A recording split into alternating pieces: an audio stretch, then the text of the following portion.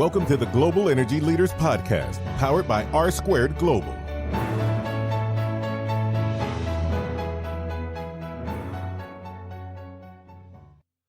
Welcome to the Global Energy Leaders Podcast. As always, I'm your host, Ryan Ray, episode 36. And today, if you remember back to a few episodes ago, we had on B.B. Denson, and we talked about her children's book. And so today, we brought on some of her colleagues to talk about environmental issues and looking at them on linear projects and facilities and kind of go all over the place. Now, just a little warning, Ryan was in the airport. He was gracious enough to conference in with us from the airport. So there is a little bit of background noise, and that's the people getting paged to plane. So if you can bear with us, I think there's some good content here. And I think they're going to come back on in the future. We talked offline about a few ideas we had for some other stuff surrounding environmental issues. And if you would say, hey, look, we would really like to hear about this, reach out to me. globalenergymedia.com/contact. You can use the contact page there, and you can reach out and say, hey, we'd love to hear about environmental issues. As you know, when you talk about environmental stuff, it's from state to state, county to county. You got Ferc, you got all these different things. And so it's a very broad topic that it's very hard to even kind of throw out something because anybody who's in the industry, that especially the environmental side, they're going to go, what, did you mean this or did you mean that? So we're going to, I think, come back here in a month or two and kind of hash out some different areas of the environmental industry.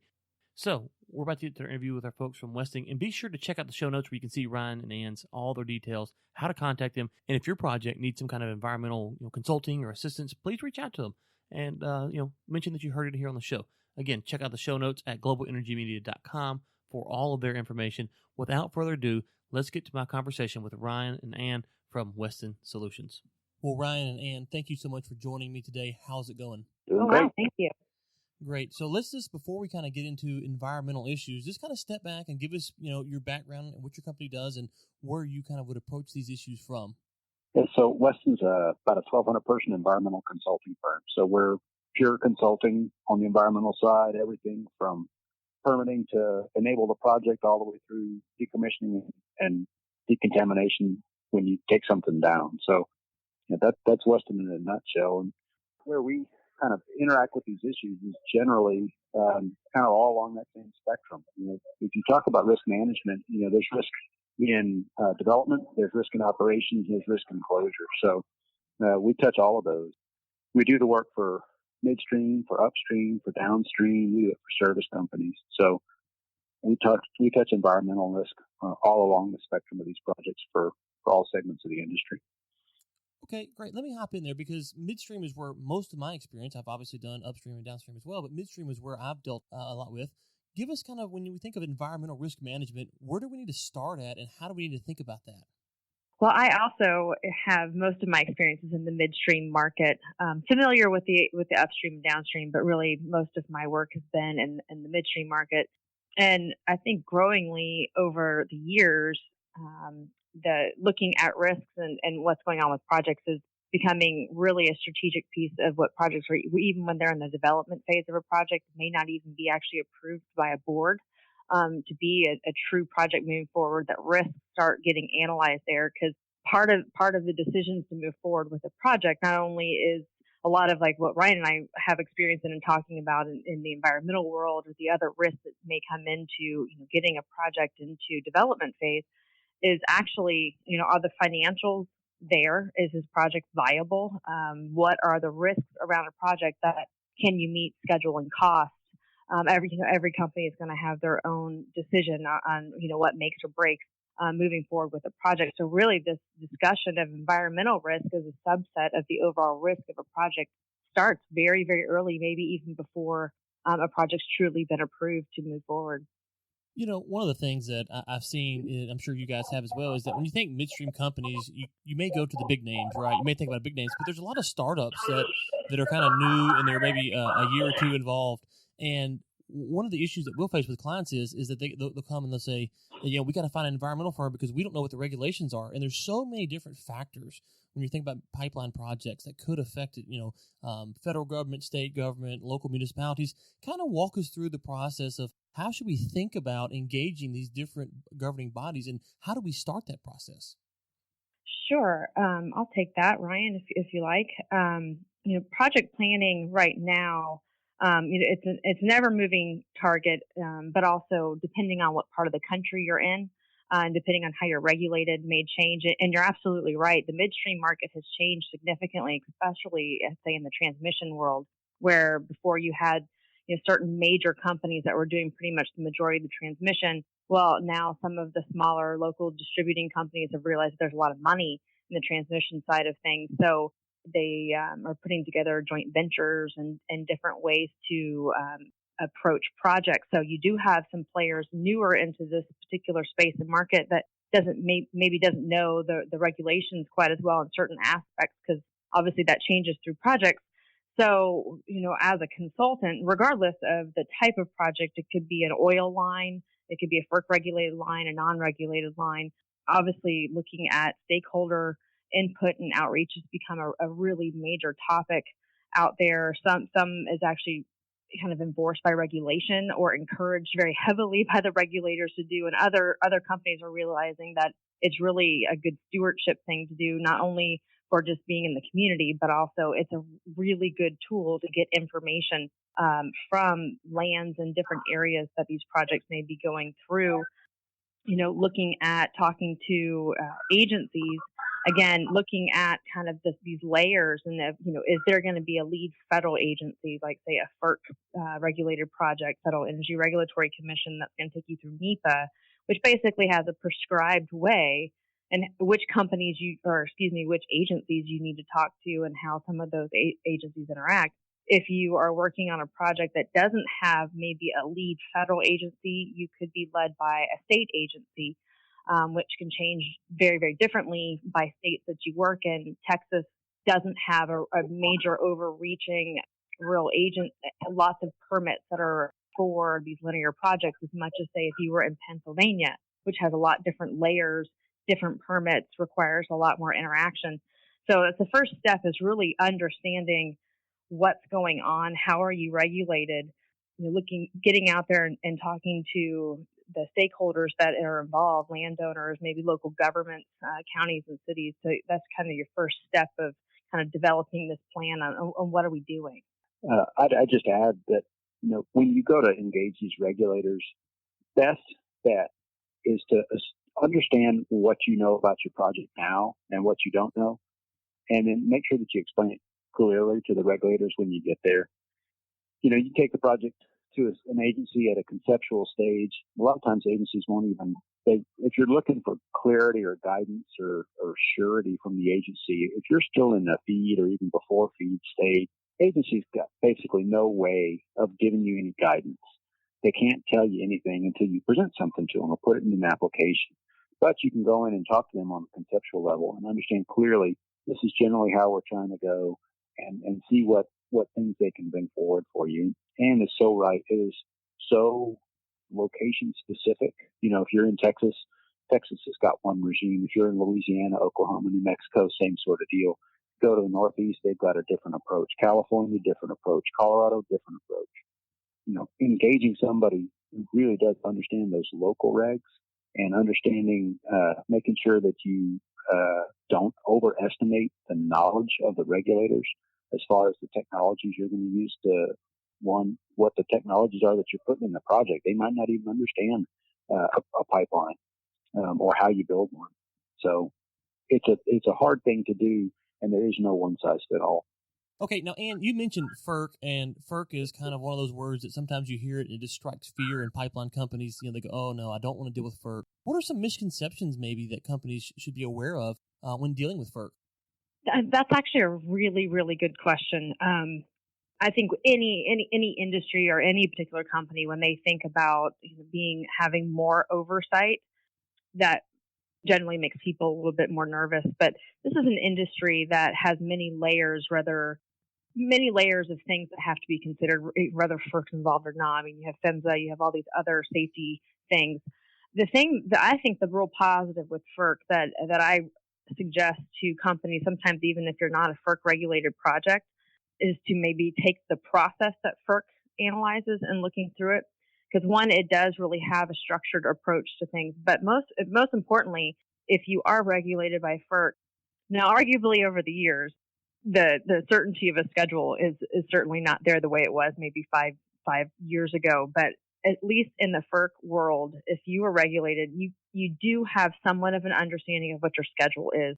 They are getting delayed. Projects have historically been delayed over the years. Some of it's because of the complication of where the projects are being built, like in the Northeast versus down here in the South, where things are a little bit more streamlined, but also public engagement, organized opposition that's coming against projects great and more scrutiny. So maybe the schedules and timelines aren't exactly the way they used to be, but there is a process. It's well defined. You know what you're going involved into versus, say, an oil pipeline that's not regulated that way.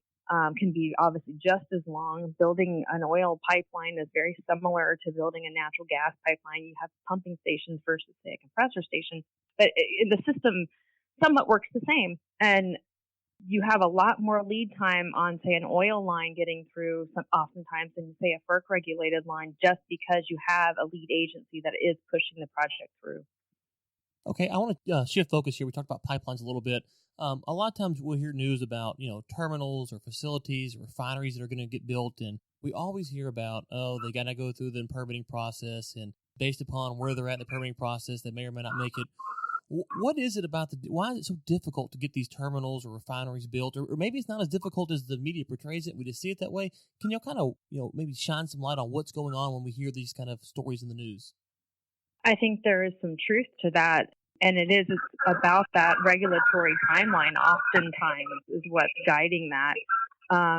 Projects go in, they feel like companies go in and really do the best they can to look at a schedule and how, engineering is engineering. I mean, you can design something, you know how to walk yourself through that process. When you have regulatory uncertainty that comes in or public perception uncertainty that comes in that starts delaying that process, it becomes not financially viable to move forward. And I'm glad you mentioned that, because even though this is an old example, I'm not going to use company names, but this is a really good example of how a project may not actually move forward. I worked on an LNG import project many, many years ago when we were still looking at imports.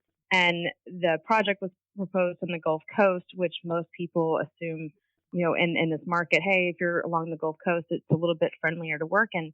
Well, this was an offshore type project, and they really had not done enough research to understanding what the community was going to consider of this project, what the impacts may be, and explaining a very complicated engineering design that the agencies nor the public understood. The project, after of about 4 years, actually withdrew the actual application that was well in the process with these agencies. And they just decided that the public opposition was so great. They changed the design so many times. They basically just ran out of money. They couldn't keep going. And not that at that time the import was needed, but it just showed lack of really getting in front of public perception ultimately was the reason that project did not move forward.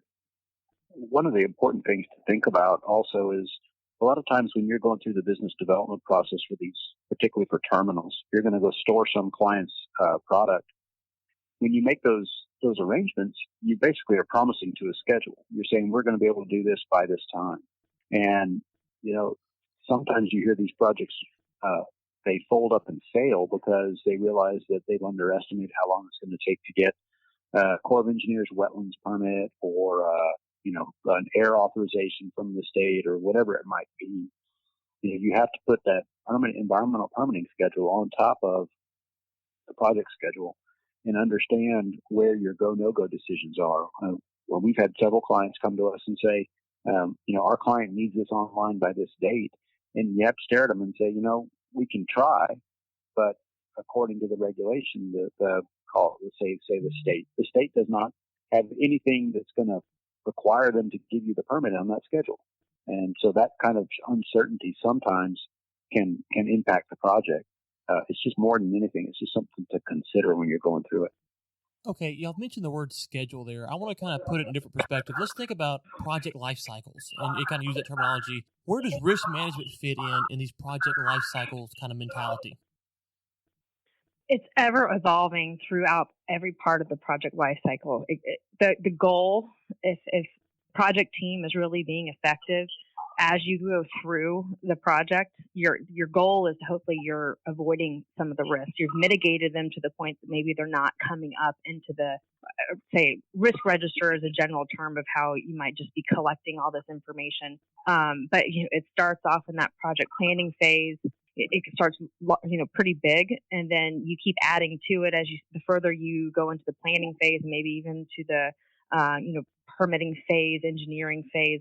What are the different factors? Because the goal of managing the risk is trying to find, it's a lot easier. You can manage things for the most part that are known. It's trying to determine things that are unknown or do not have certainty around them, like, say, a new regulatory proposal that's out there. The regulation is not actually active yet, but it could become active during your project life cycle. So as you go through each one of these phases, you're managing that risk and looking at it. And depending on the size of the project and the complications, depends on how often you're looking at it. A really large, contentious project or a complicated project, maybe looking at the risk as much as once a week. You may go through life cycles that you maybe only look at it once a month or go down to a quarter. But if the project team is doing well and doing their jobs, the goal is that you're mitigating these risks along the way and you're creating certainty around them so that your list, as you go through the process, starts getting smaller. I would say it's pretty rare if you could ever get to having no risk, because even when you start going into operations, then you've got new risks that come involved in the project life cycle that might be going on, say like a new regulation you didn't plan for during construction and initial operations, but 5 years down the road, something new came in that may change your design or something like that. But so I would say the risk management part really carries through the entire project life cycle, all the way through, I would say, commissioning and abandonment to if the project was no longer being used. Yeah, and I'd say the same thing. The choices that you make in design, alignments, construction methods, go over or under, all of that. The choices you make when you're building a line inform how you're going to operate and maintain the line. So if you're making expedient choices during design, it might actually be increasing your O&M costs in the future. And most operators that I've worked with have been very wise about that. They understand that. They take it very seriously. They take it for, they take it very seriously when they're doing the design. Okay, well, let's try to narrow this down. I want to kind of walk through a project life cycle. So let's just say a non-FERC regulated pipeline, just to kind of, I know that, as you mentioned, when we go different spots of the country, there's all these crazy regulations, but we got to kind of halfway define it so the audience can maybe follow along here. But let's just say we're going to build a pipeline. This is, 20-mile line out in West Texas, for instance. There's a lot of lines out there like that. We're getting ready to plan our project. What should we be thinking about from an environmental risk management standpoint in the project planning phase? I would say initially, and just for reiteration, focusing primarily on the environmental aspect, which is what Ryan and I do, is the first part of it is looking at your route, siting and routing. Can we actually, build the area that we're going through? Can we permit the area that we're going through? If you are a non-regulated project, you may not have condemnation depending on what your project is. So you route differently if there's a potential to be able to have eminent domain versus not having an eminent domain where you have to be able to buy every property that you're going through. Changes the constraints a little bit.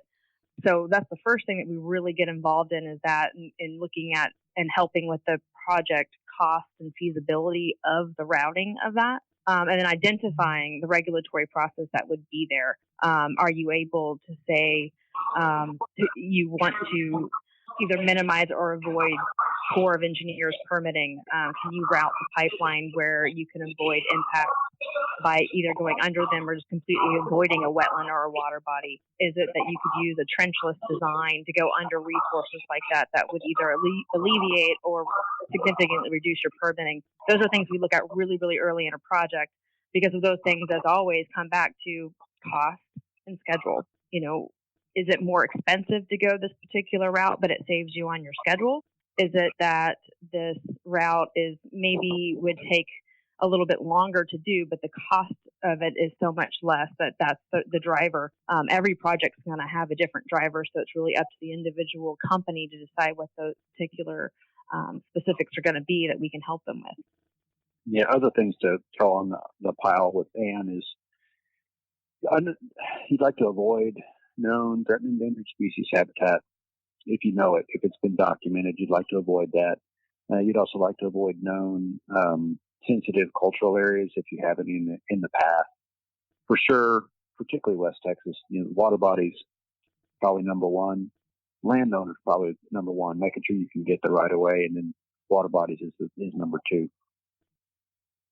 Okay, so you mentioned permitting there, and I've been on several projects where we were waiting to buy the right of way, and then the right of way gets bought, and it come to find out the permit wasn't filed correctly, or we didn't know that the permit had a waiting period to be processed. Permitting can hold up projects. How do we avoid those kind of obstacles? Well, gosh, if we all had the answers to that, we would be really, really rich. Well, I thought you had the answers for us today. That is the magic question. Well, because unfortunately, the answer is it depends. It depends on where you are. It depends on what you've been up against. It depends on how well you've planned. It depends on how often you're in front of the agency and if something has changed. But there are certainly different touch points along a project when it comes to the regulatory world. And if things the schedule starts slipping for some reason, and maybe it's just because there's been no movement from an agency, first defense is always to give a call and find out what's going on. But that's when you start bringing in maybe specialist government affairs folks, really taking more of an outreach perspective with the agency. Is there a reason why things aren't moving? And there certainly, you brought up a good point that sometimes things change and different agencies have different requirements. Some agencies, you would say, if you've got a linear project, that linear project's never going to be that exact. The final line will be determined when the pipeline's actually in the ground. There will be changes during construction. You can never say the route is final until it's actually in the ground, because you don't know. There's all kinds of constraints that can come up along the way, or a landowner asks you to move. And when you go back to an agency, say you filed an application, here's a 20-mile project, this was my original route. You come back 6 months later, hey, we've got a couple tweaks here, some changes, some alternatives that we were asked to look at from maybe the Corps or a landowner or another land managing agency or whatnot, or you determine that there's a T&E species in the way or something, so that you need to make a modification to that permit. Some states take that very easily. Okay, we'll just take your modification. There are other states that say, okay, well, we'll take that, but now you basically are restarting off the permit. So when we talk about risk, regulatory risk, that's something to look at early in a project and keep managing that throughout the process, because sometimes some agencies are really known for that, and others, your project may end up being the very first one that gets that kind of request. It's happened to me more often than not. So it's really you got to keep the pulse on what's going on with each agency to understand and really look at when those changes are going to happen. How do you manage them? Sometimes it's best to wait to manage that, depending on the change, until after you have the permit in hand and do a permit modification versus an application. It becomes a puzzle piece, if you will. I guess more like the game of chess. You're constantly moving your pieces, trying to figure out which is the best way to go. One of the situations where Ann and I have been able to make our clients successful, one of the techniques is really to make sure that you get the folks who have the environmental permitting experience engaged with the engineering and development teams as early as you can. We know that it's not always possible, but I can't tell you how many times I've created a compliance matrix or a permit matrix for conceptual projects.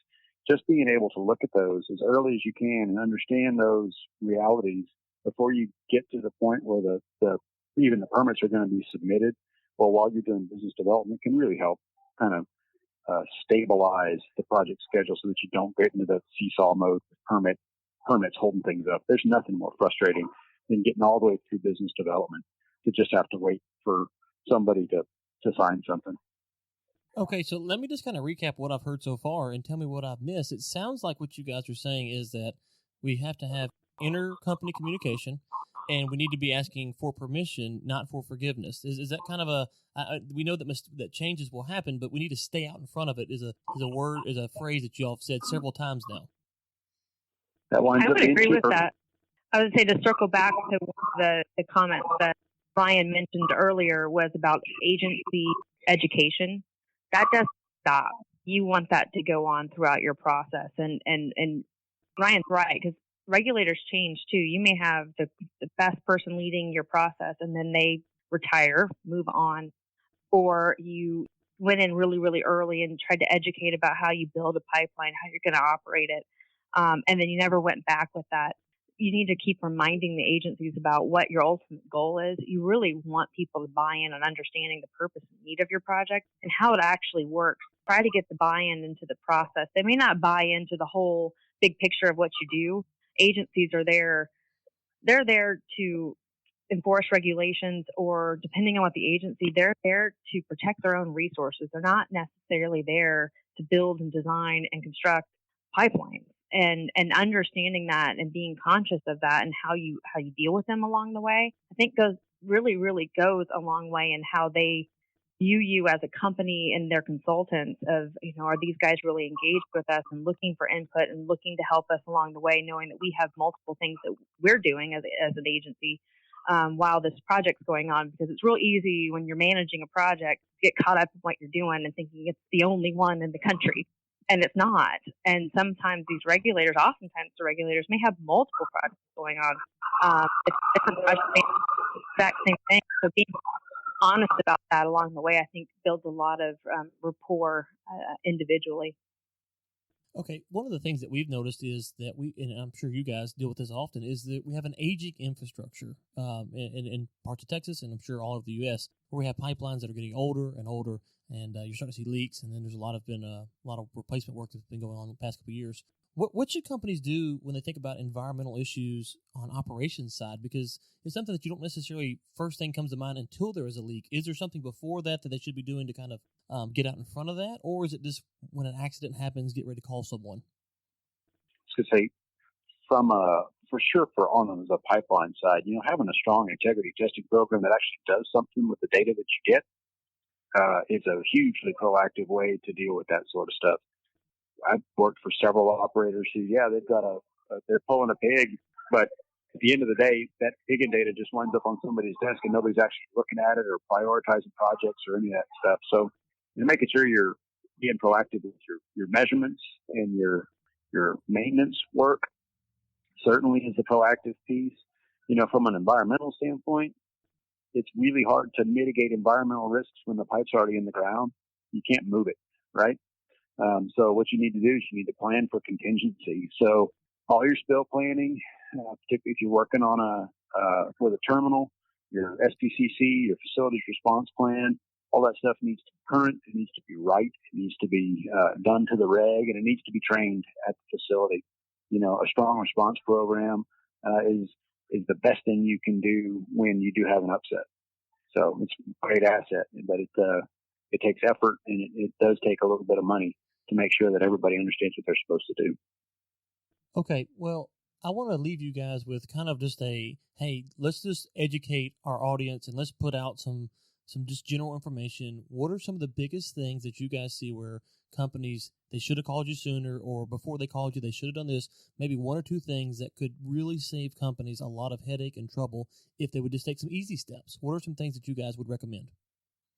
Well, I think first and foremost is, like you mentioned when we started, the landscape of what these projects and who is proposing projects these days is often changing. And there are operators out there that have been doing this for a long time that have a good process in place. And we just kind of come in and help build that and do our expertise. But there are lots of other startups. There are other opportunities to get in on projects where people are investing in things that they may not be as aware. So engaging folks that really understand these projects and how to manage risks up front is important. I think that oftentimes the environmental part of things, even within companies that are used to doing this all the time, really struggle with how to balance the engineering and design with this unknown sometimes of the regulation. The one thing that we can do on the environmental side is really knowing up front what they all are, collecting data as much as you can as early as possible, using really good GIS and mapping. There's a lot of information out there these days that we can get, whether before we ever hit the ground. Another tool that's being used so much more these days is being able to use aerial photography. even if someone's willing to spend the money up front with some drone work, if they have the permission to do so. The data that can be collected these days is so significant. And just analyzing those things early, because looking at a route and getting really smart with a route before you ever take it to an agency is probably one of the most environmentally sound things that you can do. And looking at different companies that can help you come up with criteria to manage those things. Like I mentioned, the Corps of Engineers, they've got thresholds and different types of permits that you can go through for that. We can help with those things. We can help craft messaging about the environmental aspects of a project to get out in front of government affairs, landowners, different things. We can educate teams with the environmental so that not only are they being proactive when they start explaining how these projects are constructed, designed, and how safe they are, but we can certainly craft those messages about the importance of environmental and the things that we can do to avoid, minimize, and mitigate if we're not able to do that. It's really important to get that message out there really early. Yeah, and I would say that kind of my two big recommendations, mirroring what Ann said, start as early as you can, thinking about and considering the permit timelines and the required permits for the project. Make that part of your project planning. And then number two, particularly if you've never operated in an area where you're planning a project, proactively managing the stakeholders, getting out and talking to people, doing a little bit of upfront work, socializing the project, making sure that folks understand what you're going to be doing and how you're going to be doing it, and showing the community some attention through, can be everything from donations to the local school, or it could be as much as doing a pre-drill or a pre-construction groundwater survey. Make sure that you're being protective of people's house well, stuff like that. Those sorts of things can really grease the skids and are good best practices that the industry should be using. Well, and one of the things that you guys have touched on, not directly but indirectly, is that the oil and gas and the energy industry in general is so large and so vast that it's hard for one person to know everything there is about every phase of the project. So we need to work together. We need to bring in experts like yourself to help us with the environmental aspect. And we need to bring in engineers and land agents and all these people to work together, because it's not only do we have different roles on the project, we have different ways that we have to engage different stakeholders outside of the project. And so it's a very complicated process. And sometimes we've done it so often that we just kind of think, okay, yeah, we can go do this. And then we forget, oh my goodness gracious, there's all these people involved that we need to go work with. So thank you guys so much for coming on. If someone listening to this and says, hey, I may have a project I want to work with these guys on, or have some questions about, we're getting ready to build a pipeline, how should they contact you? You can always get us through our website, westonsolutions.com. Or you can call me in our San Antonio office. It's Ryan Leatherbury. My phone number is 210-308-4315. That's my desk. Anne Allen, I'm in Houston, Texas, and you can reach me at 713-985-6648. Okay, great. And we will link to all of that in the show notes so that you guys, if you want to reach out to the folks at Weston who are so nice to come on today, you can do that. Thank you all so much for coming on. We really enjoyed the conversation. And look, I'm sure there will be plenty of environmental issues as the Permian ramps back up. We'd love to have you all on again in the future. Be our pleasure. Sounds great. Thank you. Okay, thanks again to Ryan and Ann coming on. Look to have them on again in the future, as we mentioned, to get into different stuff. If you would like to reach out and say, hey, I'd love to hear about this, globalenergymedia.com/contact. You can find me on Twitter, LinkedIn. Ryan Ray Sr. is usually where you can find me. Thank you so much for tuning in, and until next time, keep climbing. Thanks for listening to the Global Energy Leaders Podcast, powered by R Squared Global.